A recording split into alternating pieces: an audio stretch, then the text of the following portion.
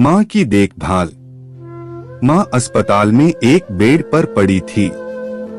अस्पताल के बरामदे में उसके 2 बेटे और 1 बेटी चिंता में टहल रहे थे। भाई बहन को अपनी माँ के लिए सेहत की चिंता तो थी, लेकिन उससे भी ज्यादा चिंता इस बात की थी कि अब माँ को अपने साथ कौन रखेगा।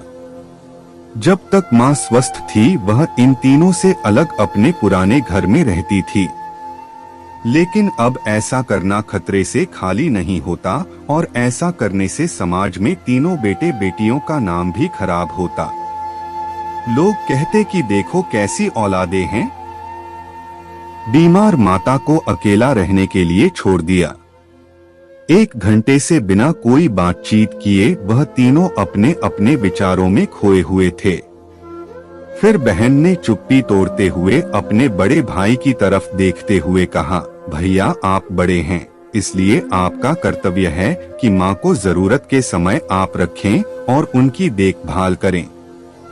छोटी बहन की बात सुनकर बड़े भाई ने पहले अपनी पत्नी की ओर देखा और बोला, मैं इस बात से बिल्कुल इनकार नहीं करता कि बड़े होने के नाते मेरा माँ की देखभाल करने का कर्तव्य है, लेकिन तुम तो जानती ही हो कि मैं और तुम्हारी भाभी दोनों ही जॉब करते हैं।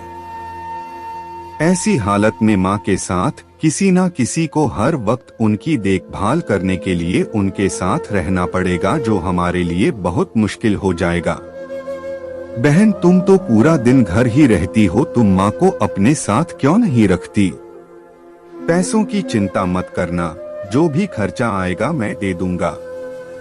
सुशील भैया आप तो जानते ही हैं कि मैं माँ से कितना प्यार करती हूँ, लेकिन आप यह भी जानते हैं कि मेरे ससुराल वाले कैसे हैं। मैं यह बिल्कुल बर्दाश्त नहीं कर पाऊंगी कि कोई मेरी माँ को और मेरे भाइयों को भला बुरा कहे, इसलिए अच्छा यही होगा कि माँ को अनिल भाई के यहाँ रखा जाए।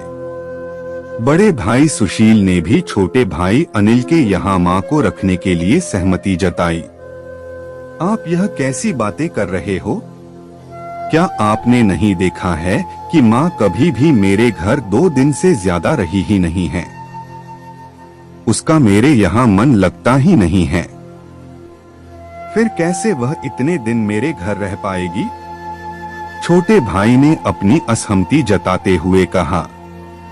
इससे पहले कि इस चर्चा का कोई नतीजा निकल पाता, एक नर्स वहां दौड़ते हुए आई और कहने लगी, क्या आप ही वार्ड नंबर 4 में भर्ती मरीज के रिश्तेदार हैं?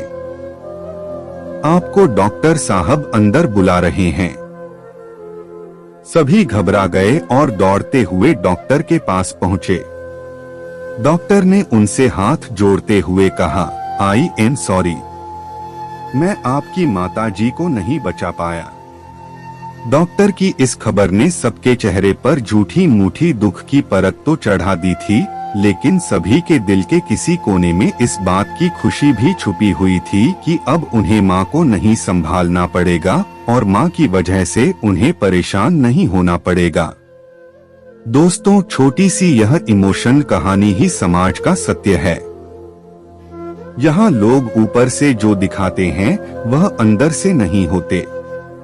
जो माँ बाप अपने 4 बच्चों को बिना किसी शिकायत के बड़ी आसानी से संभाल पाते हैं, आगे चलकर जरूरत पड़ने पर यही 4 बच्चे मिलकर भी उन्हें नहीं संभाल पाते या नहीं संभालना चाहते।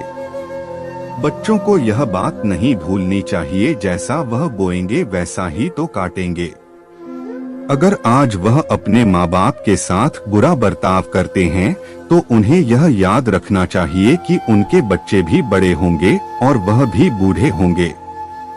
जो उन्होंने अपने माँ बाप के साथ किया है, उनके बच्चे भी उनके साथ वही करेंगे। दोस्तों, अपने दिल से छल कपट निकाल दीजिए और सच्चे मन से अपने माता पिता की, अपने बुजुर्गों की सेवा कीजिए।